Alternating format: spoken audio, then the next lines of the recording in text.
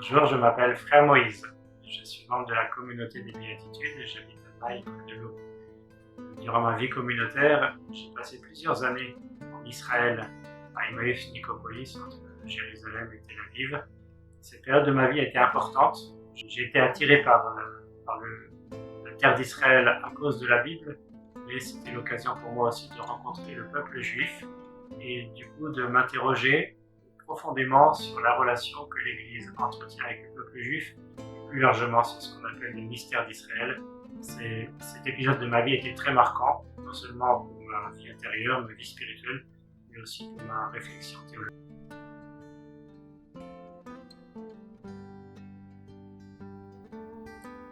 Alors le mystère d'Israël, c'est un aspect bien méconnu de notre foi chrétienne, bien méconnu des chrétiens.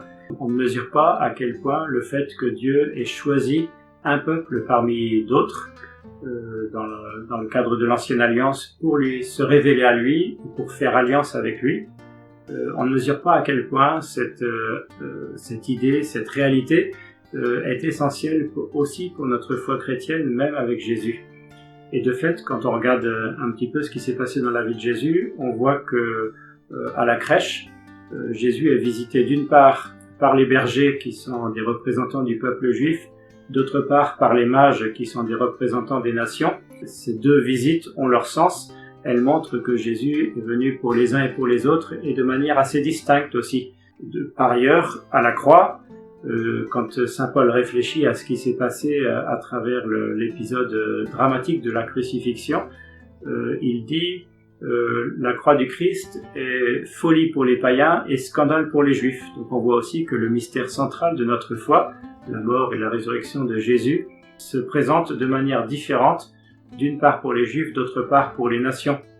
Le même saint Paul, réfléchissant à ce qui se passera à la fin des temps, il se dit mais qu'est-ce qui se passe pour le peuple juif? C'est pourtant bien à eux que les promesses étaient présentées et en qui elles devaient s'accomplir en premier. Et dans les faits, on voit que l'Église qui reçoit l'accomplissement des promesses faites à Israël est massivement composée de non-juifs, de païens. C'est la raison pour laquelle Paul s'interroge et même s'afflige en disant « mais qu'est-ce qui s'est passé pour le peuple juif ?» Et il entrevoit à la fin des temps une sorte de restauration, retour du peuple juif qui sera en même temps un événement de grâce pour l'ensemble des nations, pour toute l'Église et qui sera l'événement qui permettra la venue en gloire de Jésus. Donc on le voit, le peuple juif a une place importante, essentielle, centrale on pourrait dire dans notre foi chrétienne. Et c'est ce que nous pourrons approfondir lors de cette session à laquelle vous êtes tous conviés.